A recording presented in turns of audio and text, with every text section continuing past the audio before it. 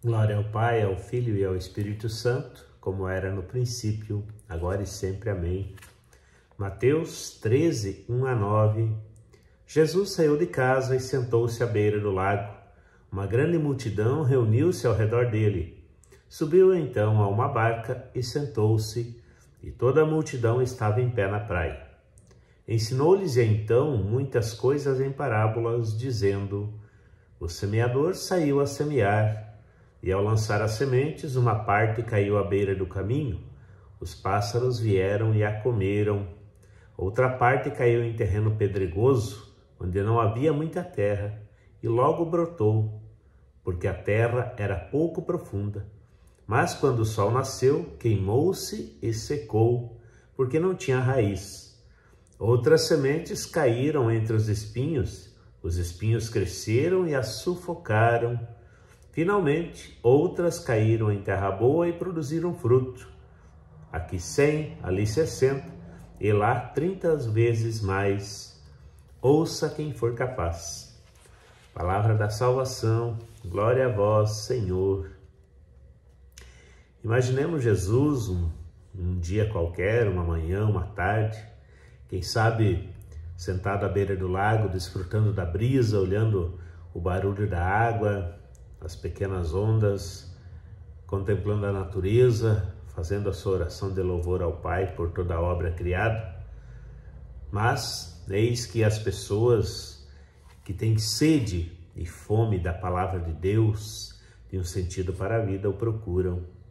Então, ele não se esconde, mas, abrindo a sua boca, ensina-lhes com as mais variadas parábolas, pegando situações cotidianas, exemplos de vida, para que todos possam compreender. Mais uma vez, nessa parábola, ele começa e termina com algo muito básico para nós. Mas, como somos cabeça dura, coração duro, ele precisa falar.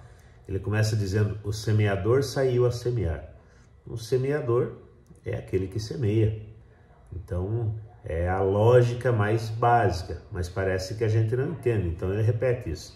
Depois, no final, ele vai falar: ouça quem for capaz, nessa tradução, ou em outras traduções ele diz: quem tem ouvidos para ouvir, que ouça. Em outras vezes ele também fala isso. Ou seja, o próprio Jesus está sempre nos alertando que talvez a vida seja mais básica, mais prática, a lógica para nós vivermos, para sermos felizes, para realizar as nossas vidas, é mais simples e mais ao alcance do que parece. É só fazermos aquilo que somos destinados a fazer. Creio que Jesus começa, então as suas primeiras palavras são para isso. Depois ele vai falar dessa parábola tão conhecida por nós, tantas vezes já refletida, meditada, tantos retiros, tantas pregações são feitas a partir dessa palavra, e não é diferente no dia de hoje, é algo sempre que podemos meditar. E com certeza é uma palavra que faz muito mais nós olharmos para dentro de nós do que para fora.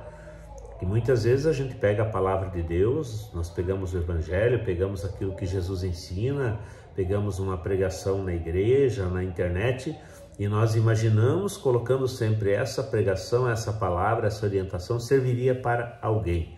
Imaginamos aquela pessoa.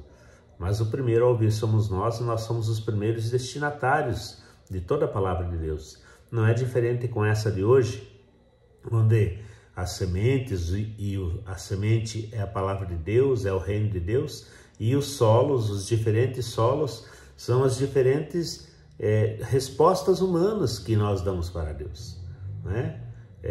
Um coração duro, um coração cheio de espinhos, um coração sufocado pelos afazeres e pelas metas e pelos desejos da vida, pelos desejos desta vida, deste mundo.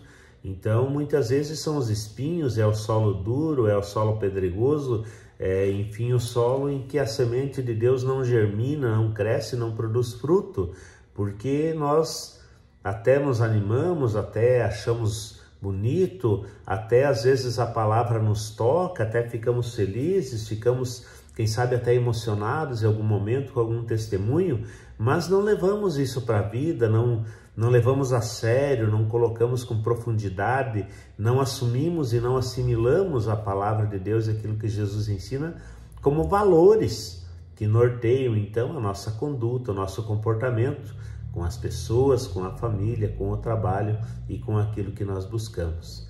Então essa palavra de Deus de hoje sobre o semeador e os tipos de solo que a semente do reino de Deus encontra, é para cada um de nós meditar sobre como está o nosso coração, como estamos com os nossos ouvidos diante da palavra de Deus e como está sendo acolhida a palavra de Deus e assimilada para que os valores dela, que ela nos ensina, sejam colocados em prática na nossa vida.